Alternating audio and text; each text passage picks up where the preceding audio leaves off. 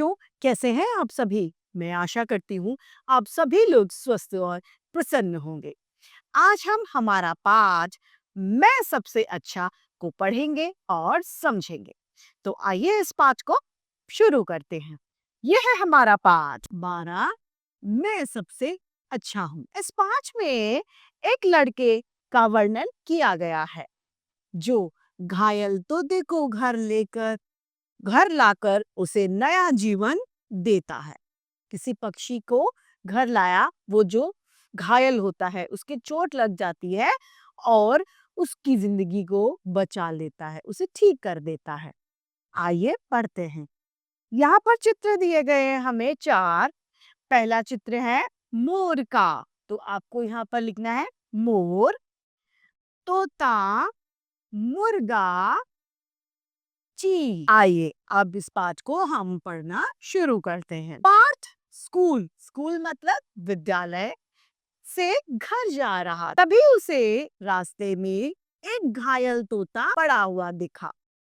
पार्थ ने उस तोते को उठा लिया और अपने घर पर वो लेकर आ जाता है। माँ ने तोते को हाथों में लेते हुए कहा, अरे इसे तो चोट लग गई है। माँ ने डॉक्टर यानी चिकित्सक चाचा को फोन कर दिया। सब समझकर माँ ने तोते को दवाई लगाई और पानी पिलाकर उसे लिटा दिया। माँ तोते की देखभाल करती, पार्थ उसे फल खिलाता था। अब देखिए, वो बेजुबान है, वो तो नहीं बता पाएगा कि मुझे खाना खाना है, पानी पीना है या मुझे दर्द हो रहा है। तो इसीलिए ये पार्थ नाम का जो बच्चा था, उसकी माँ उस तोते की सेवा करती थी, उसे दवाई लगाती थी।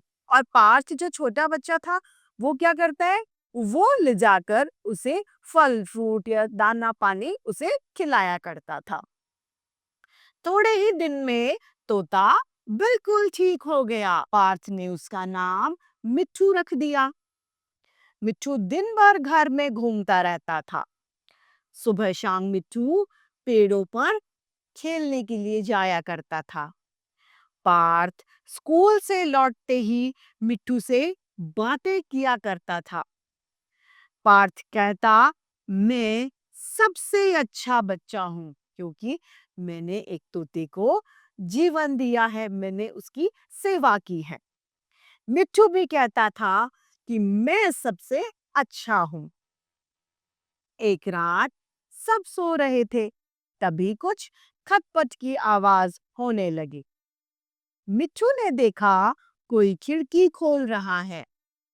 मिट्ठू सब समझ गया। मिट्ठू ने पार्थ को चोंच मारी। पार्थ पार्थ। पार्थ चिल्लाया, कौन है, कौन है? Mummy, mummy. आवाज सुनकर माँ बोली, क्या हुआ बेटा?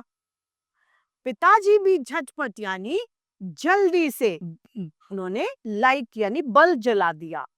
चोर डरकर भाग गए। माँ ने प्यार से पार्थ को गले लगा लिया और बोली, अरे वाह पार्थ, तुमने तो चोरों को भी भगा दिया। पार्थ बोलता है, माँ मैं सबसे अच्छा। मिट्ठू हंसने लगता है। उसने गर्दन मटकाई और बोला कि मैं सबसे अच्छा हूँ। तो इस पाठ से हमें सीखने को मिलता है कि वीरता और साहस अपने अंदर विद्यमान गुण होने चाहिए। सूझबूझ और दया होनी चाहिए।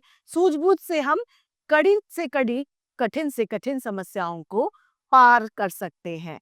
जीव जंतुओं के लिए हमेशा हमारे मन में प्रेम होना चाहिए।